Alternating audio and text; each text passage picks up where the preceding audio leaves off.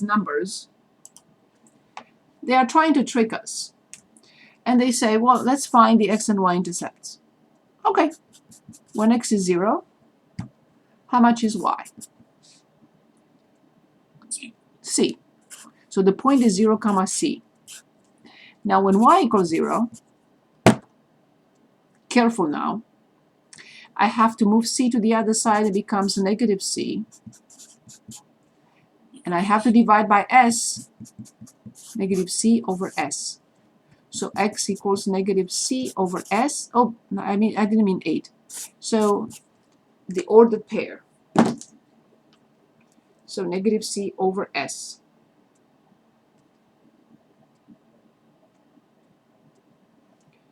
So what is the ordered pair that gives us the x-intercept? X-intercept would be negative c over 0. Yes. A little silly, but somewhat interesting.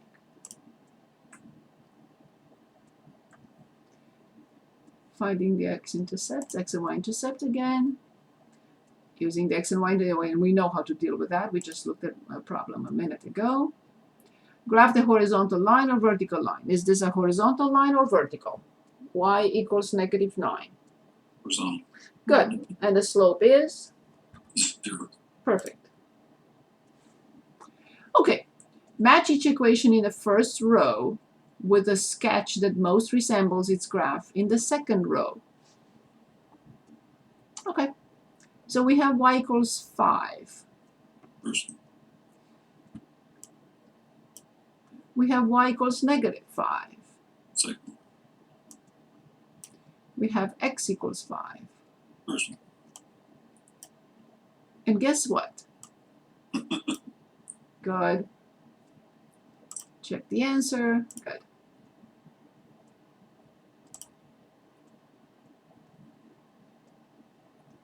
How would you graph the first equation? Y equals negative 3/2. Horizontal. Yes. And what about x equals negative 3/2? Vertical. Vertical. Okay, let's see. Is there anything else in here? Good. We're given 2 points. And those points are 4, negative 1 and 4, comma 6. So look what happens here. X. What type of line will that be? Vertical. Yes, x equals 4. So when you graph the points, plot the points, and then eventually graph the line, it will look like this. X equals 4.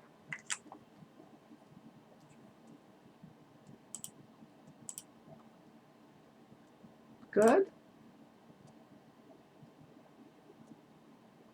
Now what do all these lines have in common? Y equals x, y equals 5x, y equals 12x. We're all linear. Yes? And something else. They have slope. They also go through the vector point. They always go through 0, 0. exactly, because they do not have a free term. The line y equals x plus 1 does not pass through the origin. The graph y equals 5x minus 2 does not pass through the origin. But all these lines, y equals x, y equals 5x, y equals 12x, they will all have to pass through the origin, or pass through the origin, and some other point that you have to determine in order to graph them.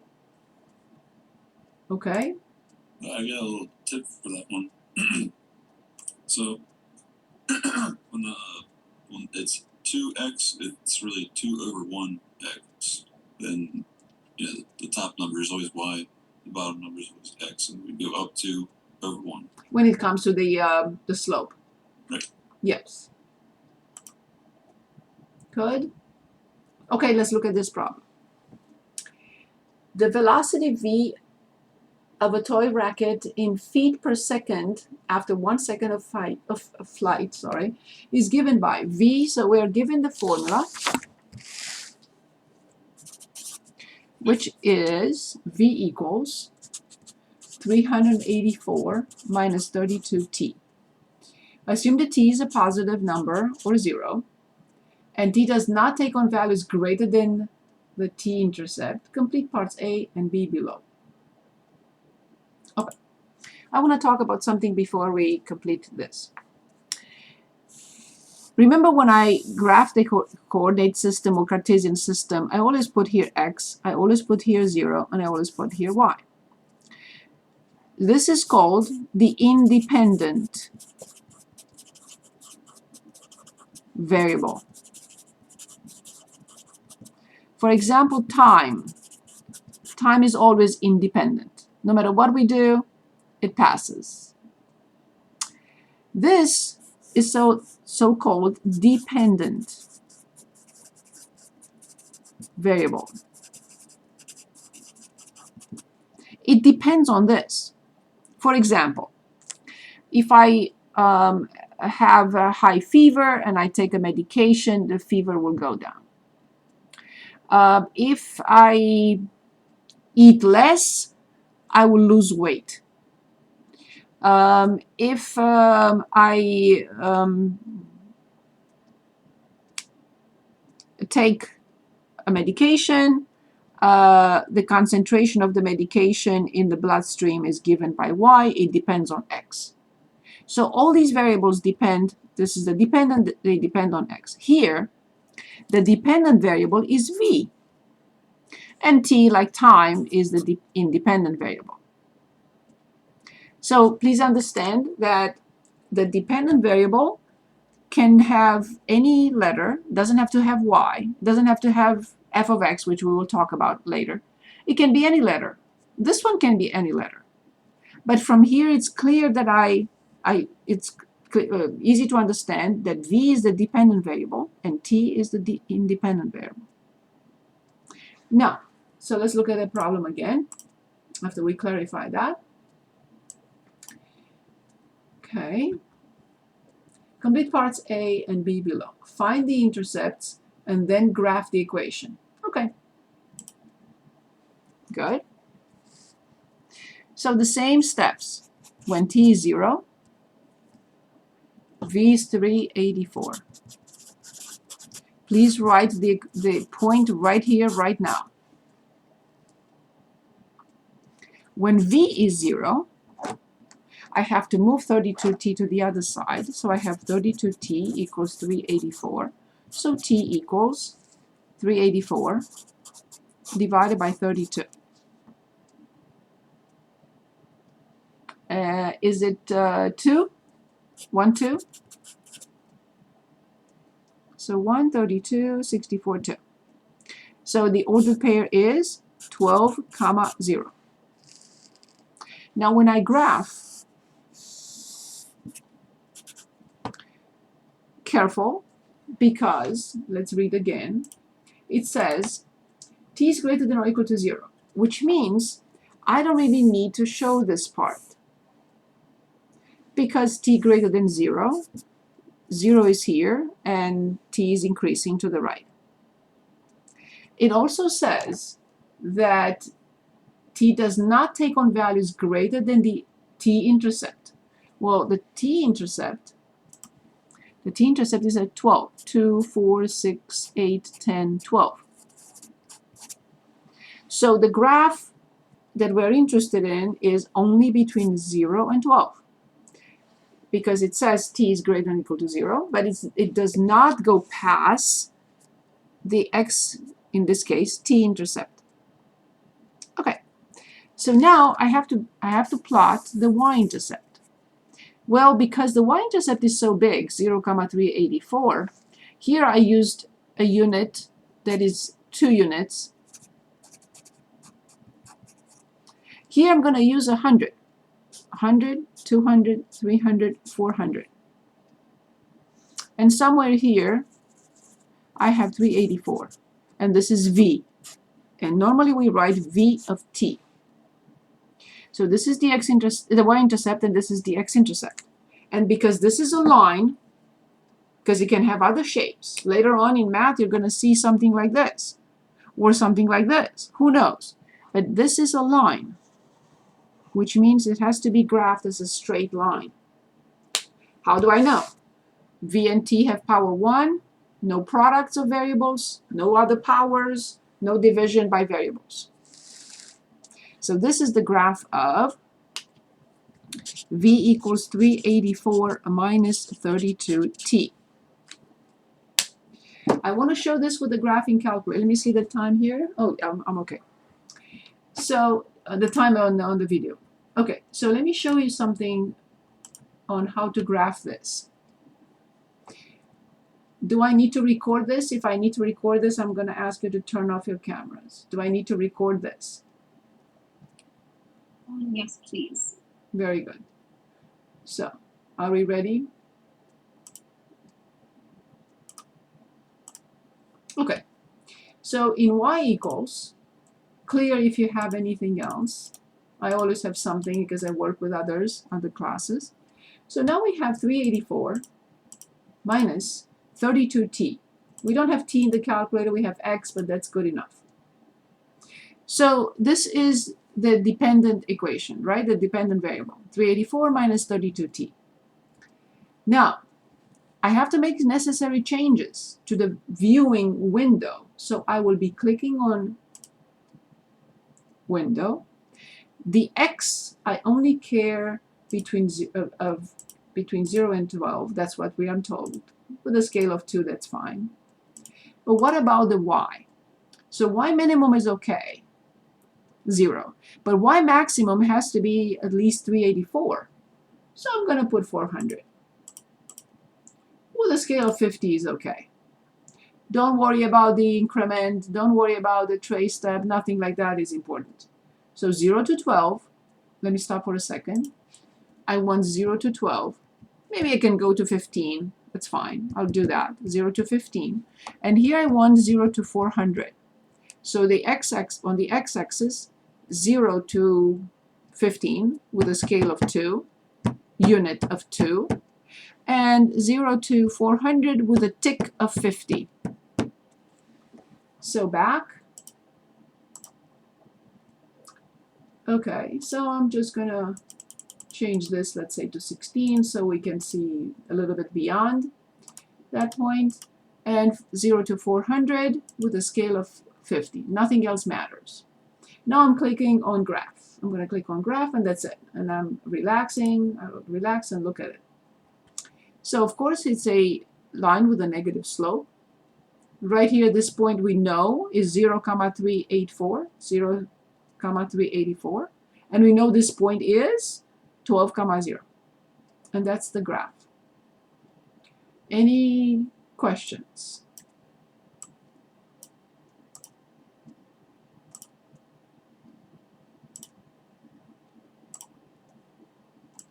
Good. Back to our problems.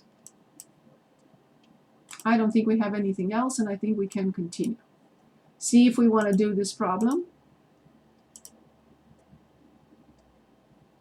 The amount of water in a swimming pool is depicted in the graph. Find the intercepts. So notice that this... Say it again.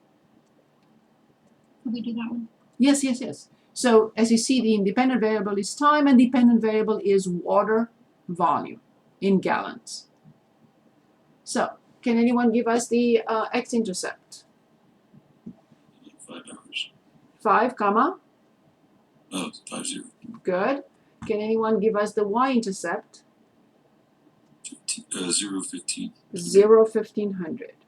Interpret each x-intercept, the x and the y-intercept. So let's interpret this. So this is 5, 0. What does this mean about the water in that pool?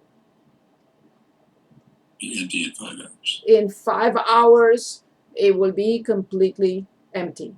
Excellent. Good. That's the meaning of the x-intercept. In 5 hours, there will be not a drop of water left. Good. Let's interpret the y-intercept. at time t equals 0. So before it drains, it'll be at 1,500 Yes. So right now it's at 1,500 gallons at time 0. And I know that in 5 hours or 5 hours later, it will be completely empty. Good. I personally don't have anything else to say about this section. And that was 4.2. Can we continue? Okay. Let's take, Yes. yes, perfect, perfect. You should have all the information necessary for completing 4.3, 4.2 and 4.1, of course. Okay, find the slope of vertical and horizontal lines. We didn't wait. We already know them. Graph a line using its slope and a point on the line. I want to say something about this method. Useless. No function can be graphed with a slope and a y-intercept ever again. So it's a waste of time. We're going to go through it because it's a method, acceptable method to graph. But it's useless because no other function that you are going to look at ever in math can be graphed with a slope and another point. Just the line, nothing else. We are going to work on this. And then applications of the slope. Okay, so let's start.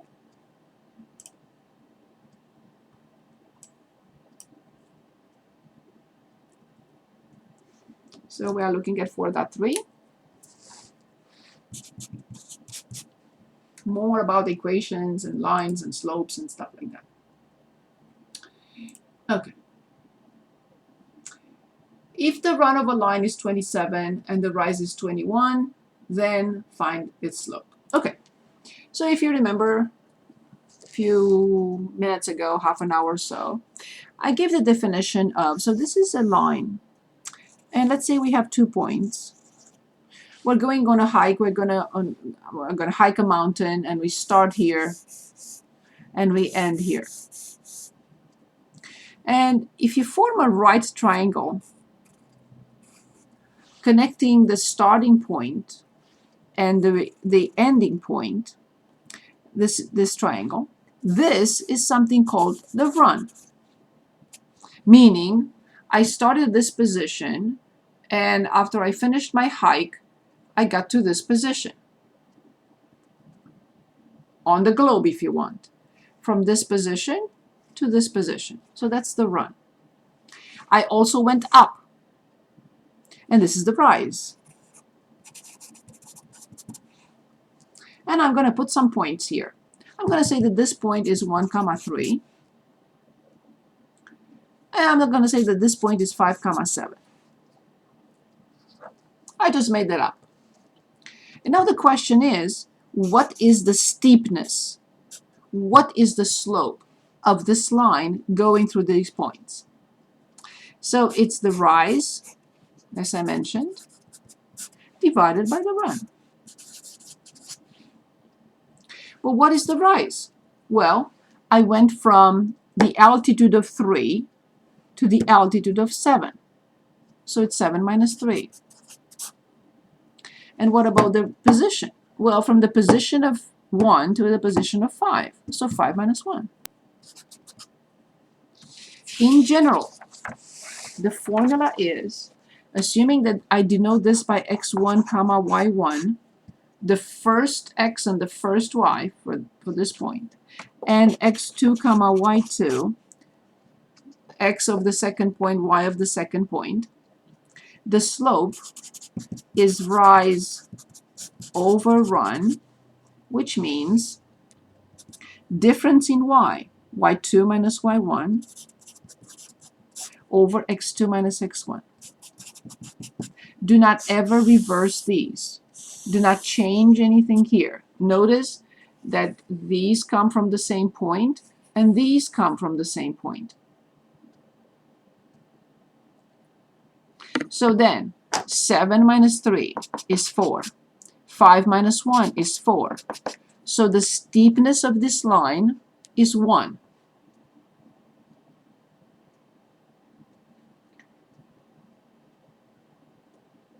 For every 1 foot in here, we go up 1 foot.